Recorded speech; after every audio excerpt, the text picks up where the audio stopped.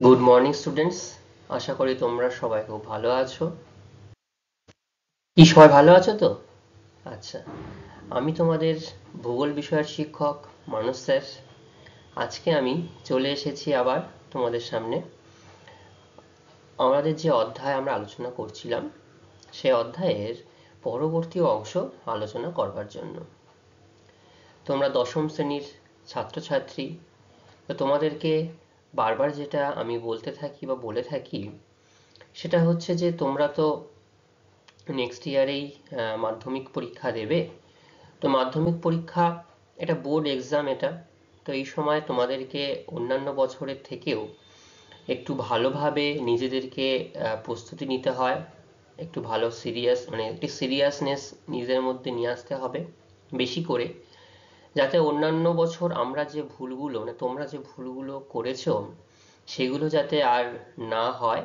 সেই জন্য তোমাদেরকে আরো ভালোভাবে একটু যত্ন সহকারে এই টেক্সট বইগুলো বা স্যারেরা ম্যাডামরা যে তোমাদেরকে যে আলোচনা করছে, যে একদিনের যে অংশ আলোচনা করছে পড়াচ্ছেন, সেগুলো নিজেদেরকে খুব ভালোভাবে প্রস্তুতি নিতে হবে।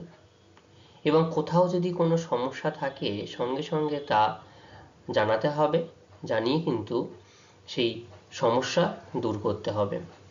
ঠিক আছে? তো আমি পূর্বের ক্লাসে যেটুকু অংশ আলোচনা করেছিলাম, আমরা কি আলোচনা করেছিলাম একটু শুনি আগে আমি। আমরা আলোচনা করেছিলাম যে জোয়ার ভাটার সময়ের ব্যবধান, যে প্রত্যেক দিন প্রত্যেকটা স্থানে যে জোয়ার এবং ভাটা হয়, প্রত্যেক দিন কিন্তু নির্দিষ্ট টাইমে বা নির্দিষ্ট সময়ে কিন্তু এই জোয়ার বা ভাটা হয় না। উদাহরণস্বরূপ আমরা যদি বলতে পারি, আজকে সকাল 10টায় যদি এই নির্দিষ্ট একটা ঘাটে বা স্থানে জোয়ার হয়েছে, পরের দিন কিন্তু সেইখানটাতে 10টার সময় জোয়ার হবে না। কেন হবে না সেই কারণ আমি তোমাদেরকে জানিয়েছিলাম, তাই তো? আর তার সঙ্গে সিজিগি, সিজিগির অবস্থানটা কি ছিল, যেটা একই সরল রেখায় সূর্য, পৃথিবী এবং চন্দ্র বা চাঁদ অবস্থান করবে, কিন্তু সেটার আবার বিভিন্ন অবস্থানের বিভিন্ন রকম ভেদ রয়েছে। কিরকম রকম ভেদ? এক নম্বর হচ্ছে সংযোগ আর প্রতিযোগ। এই সম্পর্কে আমরা বিস্তারিত আলোচনা করেছি, তাই না? তো আমি তোমাদেরকে শুরুতে কয়েকটা প্রশ্ন একটু জিজ্ঞাসা করে নিই, যে প্রশ্নগুলো আমি দেখব তোমরা নিজেরা কতখানি প্রস্তুতি হয়ে এসেছো, তোমরা কতখানি বুঝতে পেরেছো, সেই সম্পর্কে একটু জিজ্ঞাসা করা যাক। জিজ্ঞাসা করি তাহলে সবাইকে। আচ্ছা, তাহলে আমাকে প্রথমেই বলো, কোনো নির্দিষ্ট স্থানে দুটি মুখ্য জোয়ারের সময়ের ব্যবধান কত? কে বলতে পারবে? আচ্ছা বলো। হ্যাঁ, একদম ঠিক বলেছো। দুটি মানে একটি নির্দিষ্ট স্থানে দুটি মুখ্য জোয়ারের সময়ের ব্যবধান হচ্ছে 24 ঘন্টা 48 মিনিট 45 সেকেন্ড। Very good. আর যদি দুটি গৌণ জোয়ারের সময়ের ব্যবধান আমরা বলি, তখনও কিন্তু একই হবে 24 ঘন্টা 48 মিনিট 45 সেকেন্ড। আচ্ছা, একটি মুখ্য জোয়ার আর একটি গৌণ জোয়ারের মধ্যে সময়ের ব্যবধান কত হবে? হ্যাঁ বলো দেখি। হ্যাঁ, যদি 24 ঘন্টা 48 মিনিট আমরা যেটা নির্দিষ্ট করেছিলাম সেটাকে যদি 2 দিয়ে আমরা ভাগ করতে পারি, তাহলে কত হবে? 12 ঘন্টা 24 মিনিট 22 সেকেন্ডের কাছাকাছি, তাই তো? আচ্ছা, তো এই 12 ঘন্টা 24 মিনিট 22 সেকেন্ডের কাছাকাছিটা কেন হচ্ছে কেউ বলতে পারবে আমাকে? আচ্ছা, খুব ভালো বলেছো, যে পৃথিবী ঘুরতে ঘুরতে ঠিক যে অংশটি চাঁদের সামনে আসে, তাই তো? চাঁদের সামনে আসার জন্য সেইখানটায় কি জোয়ার হয়? মুখ্য জোয়ার হয়। আর ঠিক তার বিপরীত অর্থাৎ প্রতিপাত স্থানে কত ডিগ্রি অতিক্রম করতে হচ্ছে? 180 ডিগ্রি অতিক্রম করে, তাই তো? সেইখানটাতে যেহেতু চাঁদের মাধ্যাকর্ষণ শক্তি অনেকটা কম কাজ মানে শক্তি মানে কাজ কম কম কাজ করে থাকে বা কম ভূমিকা লক্ষ্য করা যায়, সেই জন্য সেইখানটাতে হয় গৌণ জোয়ার। এটা সম্পর্কে আমরা জেনেছি। আচ্ছা, একটি জোয়ার এবং একটি ভাটার মধ্যে সময়ের ব্যবধান কত? তাহলে এই যে মুখ্য জোয়ার গৌণ জোয়ার সময়ের ব্যবধান 12 ঘন্টা ছিল, তাকে যদি আমরা আবার দুটি ভাগে ভাগ করতে পারি, তাহলে কিন্তু আমরা ভাটা এবং জোয়ারের সময়ের ব্যবধান নির্ণয় করতে পারবো। সেটা কত? 6 ঘন্টা 12 মিনিট 11 সেকেন্ড বা 12 সেকেন্ড এরকম হবে একটি জোয়ার এবং একটি ভাটার সময়ের ব্যবধান, তাই তো? আচ্ছা, খুব ভালো। তাহলে আচ্ছা, আমি একটু জিজ্ঞাসা করি যে এই যে একটা নির্দিষ্ট স্থানে প্রত্যেক দিন যে জোয়ার ভাটা লক্ষ্য করা যাচ্ছে, যেটা জিজ্ঞাসা করছিলাম যে পৃথিবীর কোনো একটি স্থানে যদি জোয়ার ভাটা প্রত্যেক দিন নির্দিষ্ট সময়ে না হয়ে প্রত্যেক দিন কিন্তু কিছু কিছু সময় অতিক্রান্ত হয় বা সময় ভিন্ন ভিন্ন সময়ে জোয়ার ভাটা সংগঠিত হতে দেখা যায়, এটা কেন হয় কে বলতে পারবে? সেটা বলো দেখি আমাকে। হ্যাঁ, পৃথিবী তার নিজের অক্ষের উপরে কত ডিগ্রি করে ঘুরছে? 360 ডিগ্রি অতিক্রান্ত করে পৃথিবী কিন্তু নিজের অক্ষে চারিদিকে ঘুরছে, তাই তো? আর চাঁদও একই রকম ভাবে নিজের অক্ষের চারিদিকে ঘুরছে এবং তার সাথে সাথে পৃথিবী চারিদিকে ঘুরছে। তাহলে চাঁদের পৃথিবীকে পরিক্রমণ করতে সময় লাগে 27.5 দিন, 27 পূর্ণ 1-3 দিন, তাই তো? তাহলে পৃথিবীও যেমন ঠিক তার জায়গা পরিবর্তন করছে, চাঁদও কিন্তু তার জায়গা পরিবর্তন করছে, তাই তো নাকি? আচ্ছা, তো যখন আজকে ঠিক যে স্থানে মুখ্য জোয়ার সংগঠিত হতে দেখা গেল, চাঁদের যখন কক্ষপথে তার নিজের জায়গা পরিবর্তন করলো, এবার তাহলে ঠিক চাঁদের যে মানে পৃথিবীর যে অংশটা চাঁদের সামনে আসবে সেখানেই কি হবে? মুখ্য জোয়ার হবে। তার জন্য যে কৌণিক দূরত্ব হচ্ছে সেটা কত হচ্ছে? কৌণিক দূরত্ব হচ্ছে 13 ডিগ্রি 10 মিনিট মতো কৌণিক দূরত্ব একটা দাঁড়াচ্ছে। আর পৃথিবী তার নিজের অক্ষে চারিদিকে ঘুরতে সময় নেয় কত? 23 ঘন্টা 56 মিনিট 45 সেকেন্ড মতো সময় নেয়, 4 সেকেন্ড, তাই তো?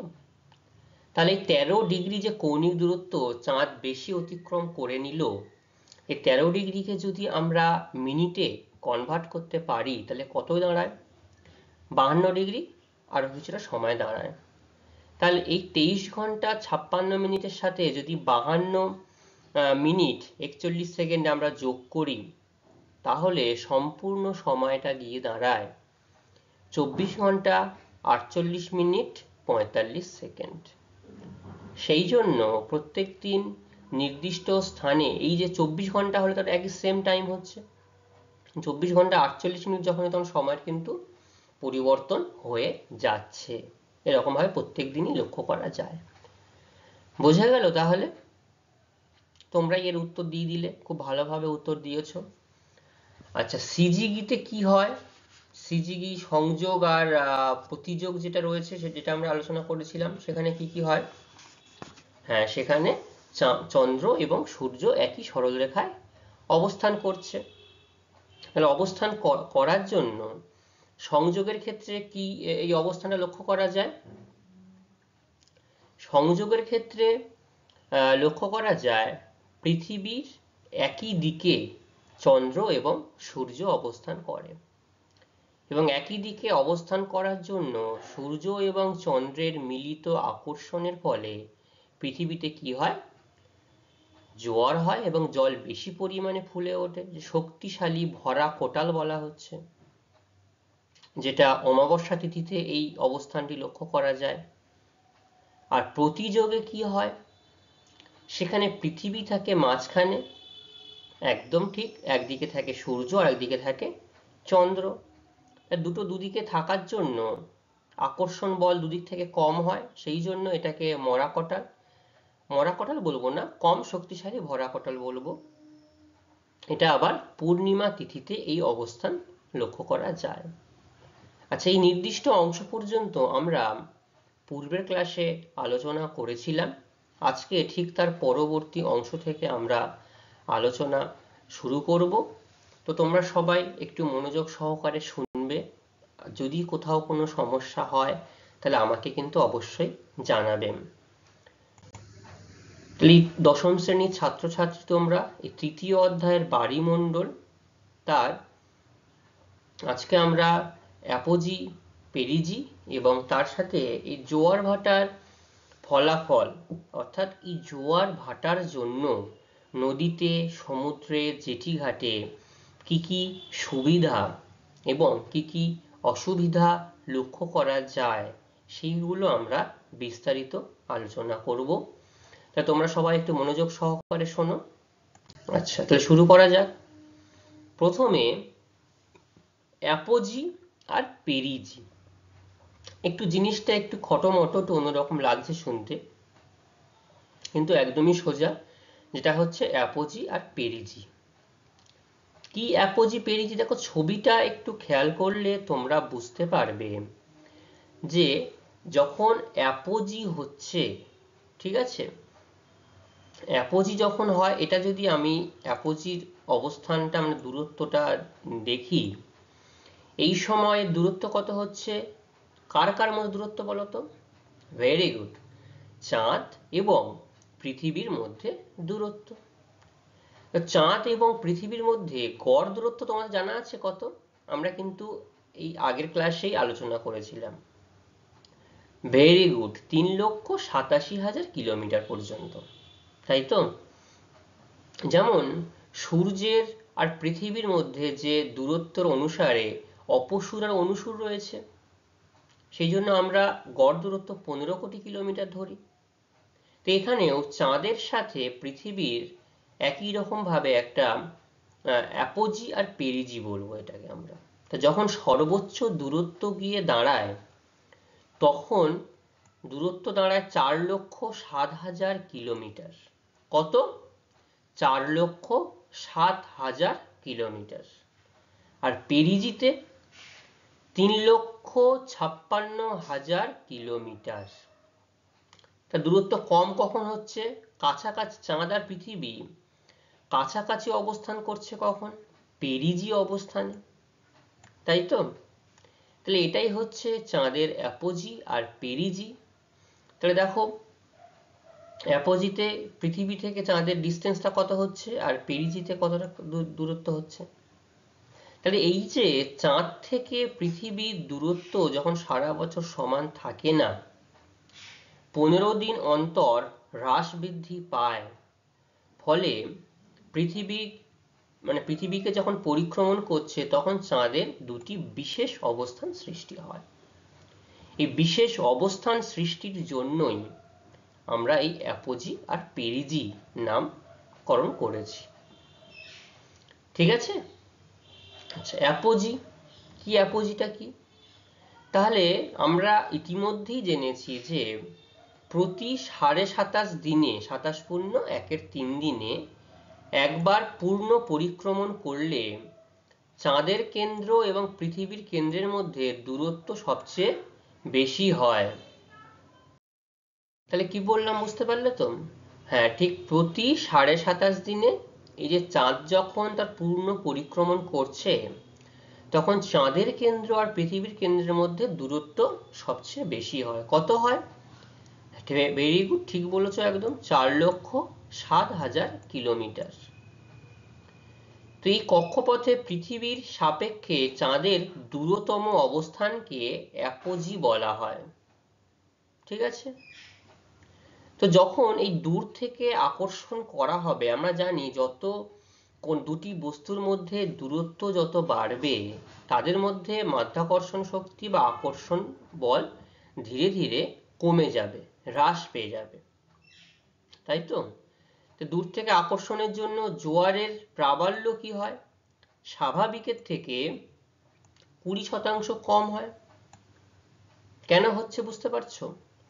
হ্যাঁ, যদি কাছাকাছি অবস্থানে থাকতো তাহলে ধরো আমি যদি এই দূরত্বটা একদম পুরো মাঝখানে ধরি, এখানটায় যদি আমি পৃথিবীকে মনে করে থাকি আর চারিদিক দিয়ে এখানে চাঁদ চাঁদ চাঁদ ঘোরাফেরা ঘুরছে আর তার নিজের কক্ষপথে, তো যদি কাছাকাছি থাকে বা নির্দিষ্ট দূরত্বে একদম, তখন কি হবে? তাহলে কাছাকাছি থাকার জন্য তার আকর্ষণ শক্তিও বেশি কাজ করবে, তখন জোয়ার স্বাভাবিকভাবে হয়ে থাকে। কিন্তু যখন দূরে চলে যাচ্ছে কক্ষপথ থেকে, মানে পৃথিবী থেকে, তখন স্বাভাবিকভাবে জোয়ারের প্রাবল্য 20% কম হয়।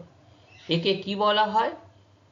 অ্যাপোজিয়ান বা অপভূ জোয়ার, অর্থাৎ অ্যাপোজিয়ান বা অপভূ জোয়ার। অপ মানে কি? দূরে, তাই তো? সেটাই বলে কিছুটা দূর থেকে দেখার জন্য পূর্ণিমা চাঁদকে ছোট দেখায়। তাহলে কখনো হয় এই অবস্থানটা? পূর্ণিমার সময় হয়। সেই জন্য পূর্ণিমার দিনে এই চাঁদকে ছোট দেখায়। কত কিলোমিটার দূরত্ব অবস্থান করে? 4,07,000 কিলোমিটার দূরত্বে অবস্থান করে। ঠিক আছে? আচ্ছা, চাঁদের আবর্তন কাল, যেটা আমাদের পৃথিবীর ক্ষেত্রে 23 ঘন্টা 56 মিনিট, সেটা চাঁদের আবর্তন হচ্ছে 24 ঘন্টা 43 মিনিট 29 সেকেন্ড। এটা কিন্তু তোমরা মাথায় রাখবে। পৃথিবীর আবর্তন কাল আর চাঁদের আবর্তন কাল এটা কিন্তু গুলিয়ে ফেলবে না। ঠিক আছে, বোঝা গেল? Very good. তাহলে অ্যাপোজি আর তার সঙ্গে আরো একটি অবস্থান রয়েছে, সেটা হচ্ছে কি? পেরিজি। পেরিজিতে কি দূরে হয় না কাছে হয়? কাছে আসে, কারণ অ্যাপোজিতে আমরা দেখে নিলাম অ্যাপোজির সময় সূর্য এখানটায় নয়, চাঁদ এবং পৃথিবী বেশ খানিকটা দূরে অবস্থান করছে। এবার পেরিজি অবস্থানে আসি। হ্যাঁ, একই রকম ছবি আমি দিয়েছি, দুরকম ছবি দিয়ে তোমাদেরকে কনফিউজ করিনি, যেটি এখানটায় খুব ভালোভাবে বোঝা যাচ্ছে সেই জন্য। তো দেখো, পেরিজিতে চাঁদ আর পৃথিবীর মধ্যে দূরত্ব একদম কাছাকাছি চলে এসছে। তাহলে পূর্ণ পরিক্রমণের সময় চাঁদের কেন্দ্র পৃথিবীর কেন্দ্র থেকে একবার সবচেয়ে কম দূরত্বে অবস্থান করে। কত হয় তখন দূরত্বের পরিমাণটা? 3,56,000 কিলোমিটার, তাই তো? তাহলে এই কক্ষপথে পৃথিবীর সাপেক্ষে চাঁদের নিকটতম অবস্থান, এই অবস্থানকে পেরিজি বলা হয়। ঠিক উল্টো রকম ভাবে আমরা যখন অ্যাপোজি পড়লাম, পৃথিবীর সাপেক্ষে চাঁদের দূরতম অবস্থানকে আমরা অ্যাপোজি বলেছি, আর নিকটতম অবস্থানকে পেরিজি বলা হচ্ছে, তাই তো? কাছ থেকে চাঁদের আকর্ষণ পৃথিবীর ওপর কিছুটা বেশি হয়, তাই তো? যখন কাছাকাছি অবস্থান, সাধারণ যে 3,87,000 কিলোমিটার যেটা থাকে, সেই দূরত্ব দেখো আরো খানিকটা কমে গেছে, কমে গিয়ে কত হয়েছে? 3,56,000 কিলোমিটার, অর্থাৎ প্রায় অনেকটাই 30,000 কিলোমিটারের আরো বেশি কাছাকাছি চলে আসছে। তো স্বাভাবিকভাবেই জোয়ারের পরিমাণ 20% বেশি হয়। অ্যাপোজির ক্ষেত্রে স্বাভাবিকের থেকে 20% কম হচ্ছিল, আর এখানটায় বেশি হচ্ছে, সেই জন্য এটা হচ্ছে পেরিজিয়ান বা অনুভূ জোয়ার, অনুমানে কাছে জোয়ার বলা হচ্ছে। ঠিক আছে? প্রায় 50,000 কিলোমিটার কাছ থেকে দেখার জন্য পূর্ণিমার চাঁদকে কিছুটা বড় দেখায়। তাহলে এই সময় কেমন হচ্ছে? চাঁদকে বড় দেখাবে স্বাভাবিক। কাছাকাছি তুমি যখন রাস্তায় যখন যাও, দূর থেকে কোনো জিনিসকে দেখছো, তো যত আমরা কাছে যাই কোনো জিনিস, তাহলে কি হয়? জিনিসটা আমরা ধীরে ধীরে বড় হতে দেখি, তাই না? তো একই রকম ভাবে এখানেও চাঁদকে আমরা কিছুটা বড় দেখছি। তো এই যে পেরিজি আর সিজিগি, হ্যাঁ, পেরিজি একটা অবস্থান আমরা এখন জানলাম, আর সিজিগি অবস্থান আমরা পূর্বের ক্লাসে আলোচনা করেছি, পেরিজি আর সিজিগি। তাই পেরিজি আর সিজিগি অবস্থান মিলে অমাবস্যা যেমন হয় এখানটাতে, আবার পূর্ণিমা তিথিও হয় একই সময়তে। কারণ সিজিগিতে একটা সংযোগ আর একটা প্রতিযোগ আমরা দেখেছি। তাহলে আমরা সিজিগিতে দুটি অবস্থান দেখেছিলাম, সংযোগ আর প্রতিযোগ। এই সংযোগের সময় আমরা দেখেছিলাম অমাবস্যা তিথিতে যেমন চাঁদ এবং সূর্য পৃথিবীর অবস্থান লক্ষ্য করা যায়, এই সংযোগের ক্ষেত্রে একই রকম ভাবে। আবার প্রতিযোগে পূর্ণিমা তিথিতে ঠিক যেমন অবস্থান দেখা যায়, একই রকম অবস্থান আমরা দেখেছিলাম। তাহলে অমাবস্যা পূর্ণিমা তিথি সবকিছু মিলিয়েই এবং আসলে কিন্তু ভরা কটাল প্রবলতম হয় এবং জোয়ার সীমা সর্বোচ্চ সীমা পর্যন্ত অবস্থান করে। এই অবস্থানকে প্রক্সিজিয়ান বলা হয়। কাকে বলা হচ্ছে প্রক্সিজিয়ান? সিজিগি, পেরিজি, অমাবস্যা, পূর্ণিমা সবকিছু মিলিয়ে মিশিয়ে যখন সমুদ্র বা নদীর জলতল অনেকটা বেড়ে যায়, জোয়ার সীমা সর্বোচ্চ সীমা পর্যন্ত অতিক্রম করতে পারে, সেই অবস্থানকে আমরা কি বলবো? প্রক্সিজিয়ান। মনে থাকবে, খুব ভালো, প্রক্সিজিয়ান। যেমন তোমরা প্রক্সি দাও বিভিন্ন স্যার ম্যাডামদেরকে বিভিন্নভাবে বিভিন্ন কথা বলে, তো সেরকম এটা হচ্ছে প্রক্সিজিয়ান বলা হয়। ঠিক আছে, বোঝা গেল তো? Very good. হ্যাঁ, আর একবার বলো। ঠিক আছে, হ্যাঁ ঠিকই বলেছ। চাঁদ আর পৃথিবীর মধ্যে দূরত্ব, ঠিক আছে, অ্যাপোজি মানে হচ্ছে দূরে আর পেরিজি মানে হচ্ছে কাছে। এইটা মনে রাখবে, ঠিক আছে? অ্যাপো দূরে, পেরি কাছে। তাহলে অ্যাপোজি যখন দূরে হচ্ছে কত দূরত্ব দাঁড়াচ্ছে? 4,07,000 কিলোমিটার। পেরিজি মানে আমরা ক্ষুদ্র দেখব, ছোট্ট দেখব, মানে কাছাকাছি। ক্ষুদ্র দেখব মানে কাছাকাছি দেখব, মানে দূরত্বটা ক্ষুদ্র হয়েছে, সেটা আমি বলতে চেয়েছি।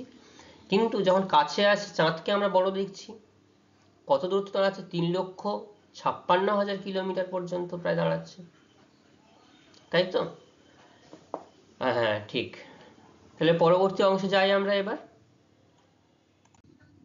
আচ্ছা, এবার আমরা অ্যাপোজি আর পেরিজির মধ্যে পার্থক্যটা একটু জানবো। কি সেটা?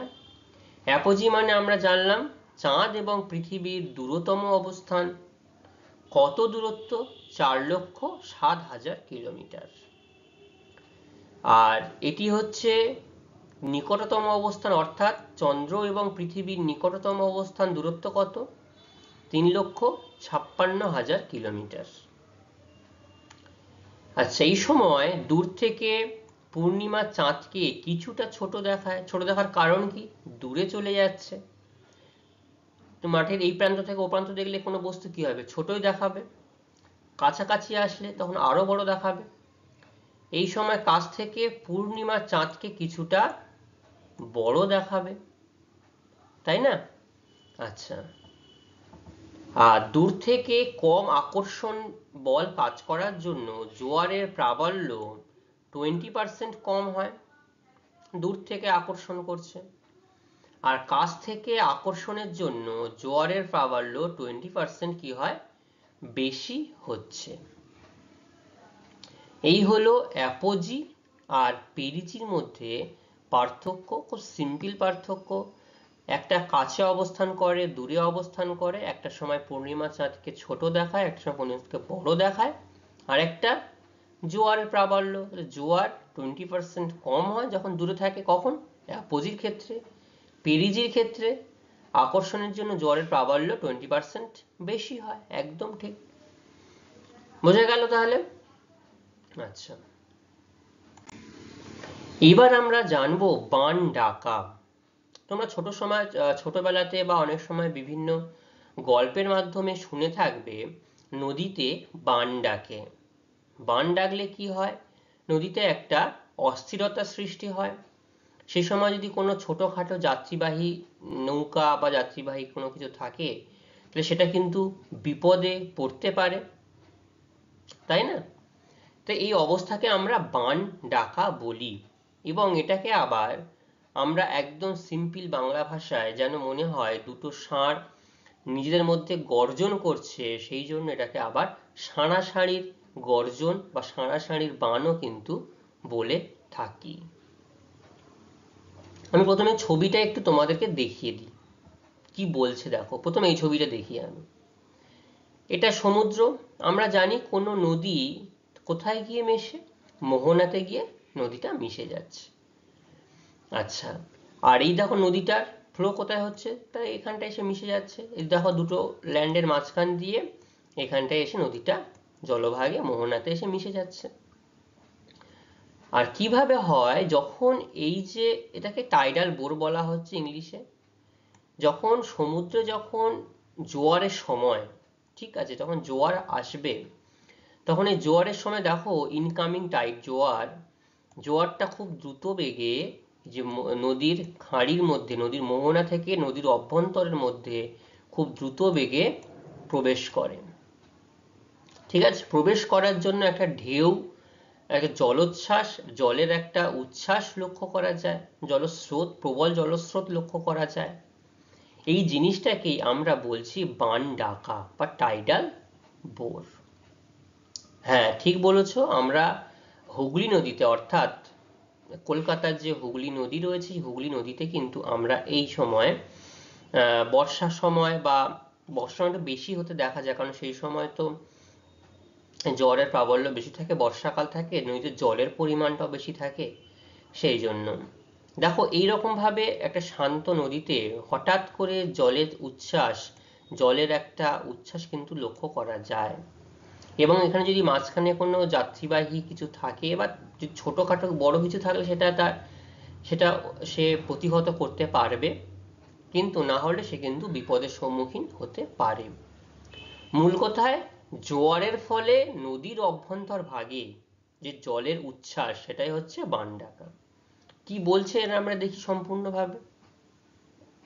ভরা কোটালের সময় সমুদ্রের জল অধিক ফুলে ওঠে। ভরা কোটাল তার মানে আমরা এটাকে সংযোগ অবস্থান এবং অমাবস্যা অবস্থানের কথা বলতে পারি।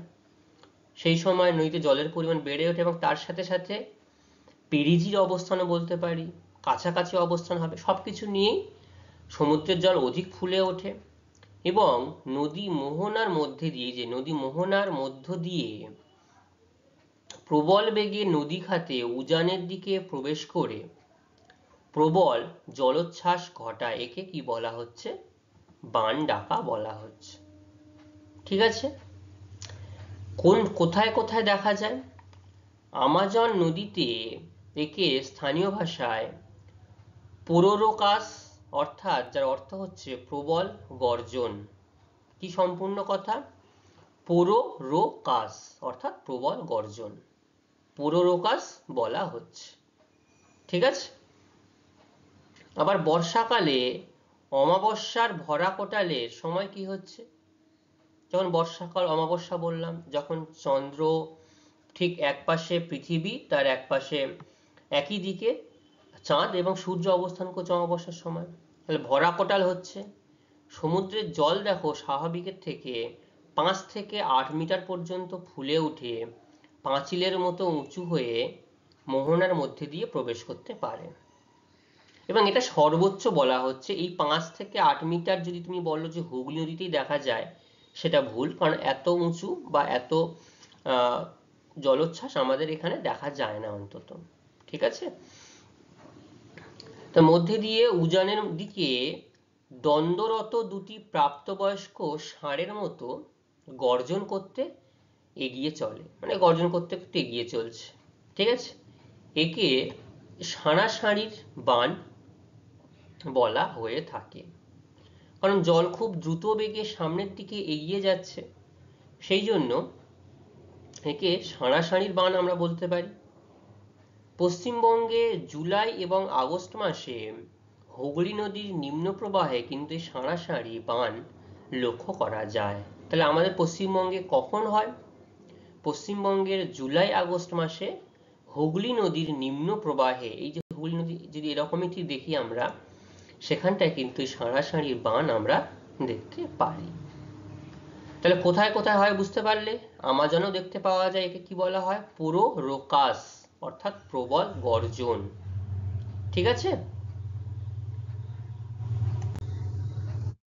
উদাহরণ পশ্চিমবঙ্গের হুগলি, ইংল্যান্ডের টেমস, ব্রাজিলের অ্যামাজন, চীনের ইয়াংশি কিয়াং, এই পৃথিবীর মূল এই 4টি নদীর কথা বলা হলো। 4টি নদীটা কিন্তু বান ডাকে। দেখো এই যে দুটো ছবি আমি দেখিয়েছি, এই দুটো ছবি কিন্তু আমাদের পশ্চিমবঙ্গের হুগলি নদীর চিত্র। দেখো কেমন জলোচ্ছ্বাসটা হঠাৎ করে আসে, এই যে খুব দ্রুত বেগে। দেখো এখানে দেখো দক্ষিণেশ্বর মন্দির দেখতে পাচ্ছ, এই যে দক্ষিণেশ্বর মন্দির, সেটা আমরা দেখতে পাচ্ছি। ঠিক আছে, এরকম ভাবে কিন্তু জলোচ্ছ্বাস লক্ষ্য করা যায়। তাহলে কোথায় কোথায় হয়? হুগলি, ইংল্যান্ডের টেমস, ব্রাজিলের আমাজন, এটা সম্ভবত আমাজনের চিত্র, আর ইয়াংসি কিয়াং নদীতে এরকম বান ডাকতে দেখা যায়। শর্ত কি কি, কেন বান ডাকবে, কেন অন্য নদীতে দেখা যায় না? বলছে সংকীর্ণ ও অগভীর নদী খাত, অর্থাৎ এই নদী খাতগুলো অগভীর হয়ে গেছে, পলি জমে জমে অগভীর হয়ে গেছে, এবং ফানেল আকৃতি চওড়া মোহনা, মোহনার কাছটা একটু চওড়া হয়ে আছে, কিন্তু তারপরে নদীটা দেখো সংকীর্ণ এবং অগভীর হয়ে গেছে। তাহলে সেই জন্য যখন সমুদ্রে জোয়ার আসছে, ফানেল আকৃতি হওয়ার জন্য কি হচ্ছে, জোয়ারের জলটা হঠাৎ করে খুব বেশি ঢুকে যাচ্ছে, কিন্তু যখন যতটা বড় মুখ করে ঢুকেছিল, এবার যেই সংকীর্ণ হয়ে যাচ্ছে নদী, এরকম সংকীর্ণ হয়ে যাচ্ছে, তখন সেই জোয়ারের জলটা দুদিকে যাওয়ার জায়গা পাচ্ছে না, ঢেউ আকারে বা মাঝখান দিয়ে নদীর জলোচ্ছ্বাসটা বেশি হয়ে গিয়ে প্রবাহিত হতে দেখা যায়। মোহনায় চড়া সৃষ্টি হলে হতে পারে এটা, মোহনায় চড়া সৃষ্টি হলে জলের প্রবাহটাও যখন ধীরে ধীরে কমে যায়, তখন জোয়ারের জল আসলে কিন্তু এরকম হতে পারে। সারা বছর জলপ্রবাহ ও প্রবল জলস্রোত, এটাও একটা কারণ বান ডাকার। সারা বছর জলপ্রবাহ লক্ষ্য করা যায় এবং জলস্রোতটাও বেশি থাকে। কি কি হয় এর ফলে? এর ফলে নৌকা, স্টিমার ডুবে যেতে পারে। আমি রিসেন্টলি এই হুগলি নদীতে একটা ছবি দেখলাম, একটা জেটি ঘাটে একটা নৌকা বাঁধা ছিল এবং তার বানের এতটাই প্রাবল্য ছিল, সেই জেটি কিন্তু এই মানে সেই বোটটাই কিন্তু উল্টে গেল, নিমেষের মধ্যে উল্টে গেল। আচ্ছা, প্রবল জলোচ্ছ্বাস যদি হয়, কোনো জায়গায় দুর্বল নদী বাঁধ থাকলে সেটা কিন্তু ভেঙে যেতে পারে, ভেঙে গিয়ে এই জল বন্যার সৃষ্টি হতে পারে। ঠিক আছে, তাহলে বান ডাকা বুঝতে পারলে, সাঁড়াসাঁড়ির বান, ভেরি গুড। কোথায় হয়? হুগলি, টেমস, আমাজন, ইয়াংসিকে নদীতে লক্ষ্য করা যায়। আচ্ছা, এবার আমরা এতক্ষণে যা আলোচনা করলাম বিগত কয়েকদিন ধরে জোয়ার ভাটা, তো জোয়ার ভাটা এর ফলে কি কি সুবিধা, কি কি অসুবিধা রয়েছে সেটা আমরা দেখব। তা বলা হচ্ছে যে মানব জীবনে জোয়ার ভাটার নানা সুফল এবং কুফল লক্ষ্য করা যায়। প্রথমে আমরা সুফলটা, ভালো কি জিনিস হয় সেটা আমরা আগে দেখে নিই।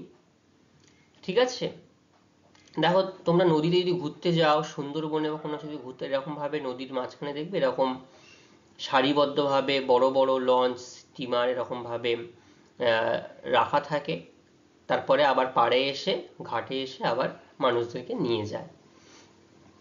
তো এখানে কি হয়, প্রথমত হচ্ছে নৌ চলাচল। জোয়ার ভাটার একটা অন্যতম সুবিধা হচ্ছে নৌ চলাচল।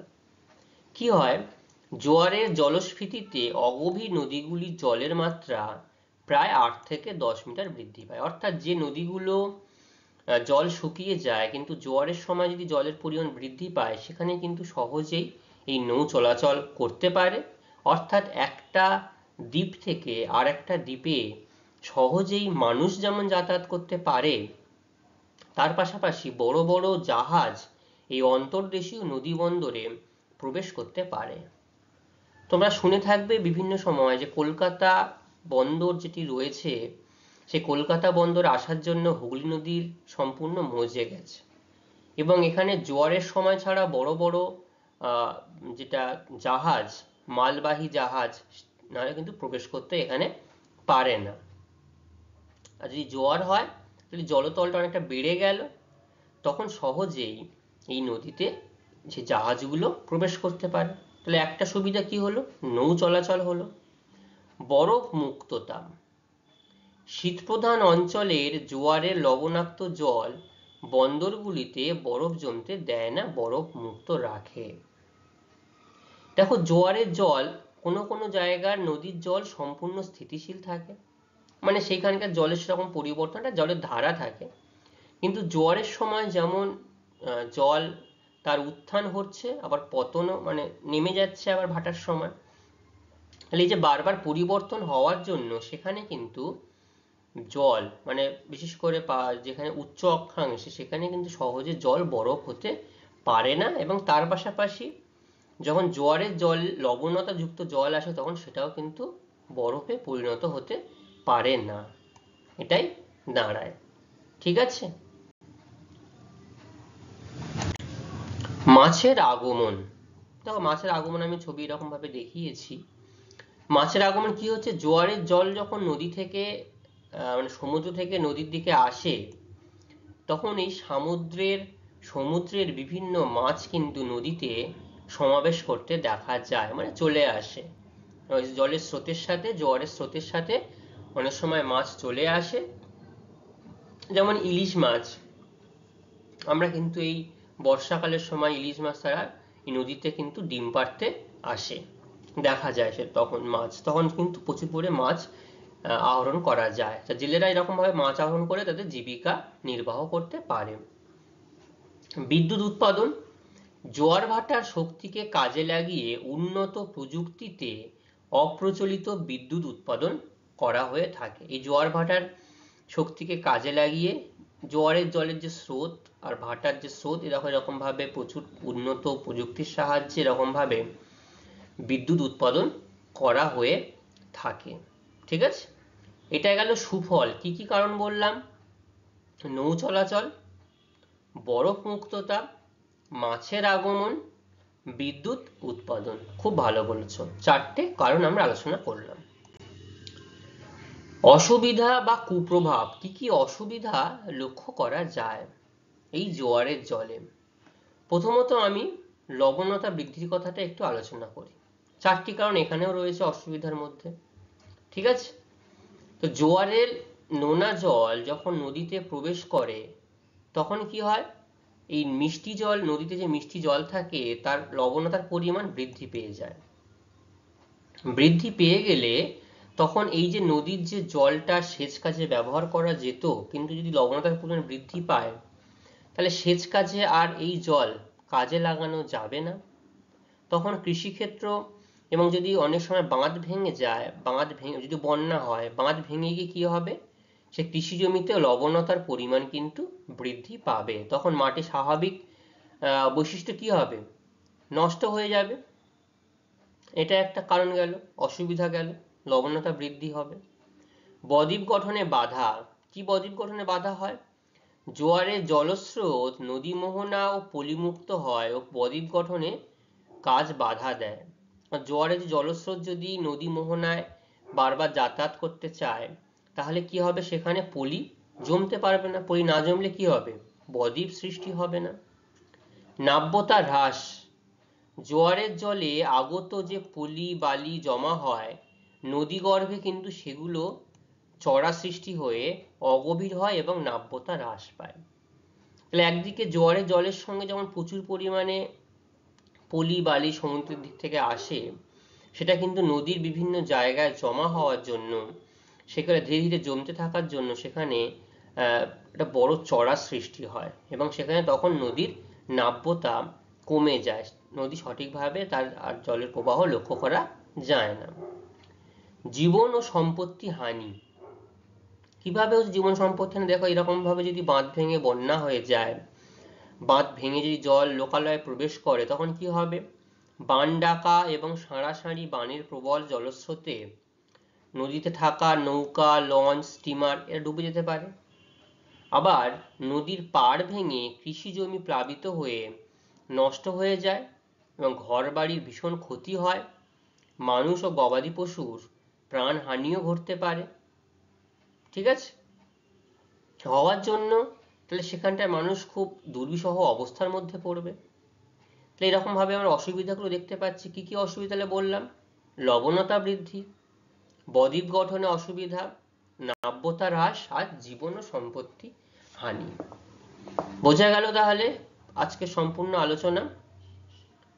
আচ্ছা দেখো, আজকের এই আলোচনার সাথে সাথে আমাদের এই বায়ুমণ্ডলের যে সম্পূর্ণ অধ্যায় আমরা সমাপ্ত করতে পেরেছি, এবং আজকের আলোচনায় আমরা অ্যাপোজি, পেরিজি, বানডাকা এবং জোয়ার ভাটার সুফল এবং কুফল সম্পর্কে আমরা আলোচনা করেছি।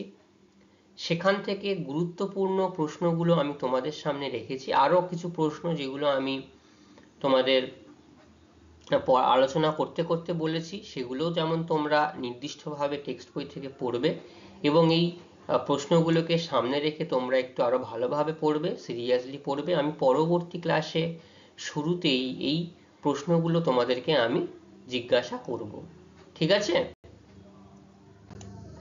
আজকের ক্লাস আমাদের এই পর্যন্তই থাকবে। পরবর্তী ক্লাসে আবার আমরা চেষ্টা করব যে এই অধ্যায়ে যে অনুশীলনী রয়েছে, অনুশীলনীর বিভিন্ন প্রশ্নগুলো আমরা সমাধান করব, ঠিক আছে? সেই জন্য সবাইকে বলছি এই পুরো অধ্যায়টা ভালো করে পড়ে আসবে। আমি সবাইকে জিজ্ঞাসা করব অনুশীলনীর নির্দিষ্ট প্রশ্নগুলো, ঠিক আছে? সবাই খুব ভালো থাকবে, ধন্যবাদ।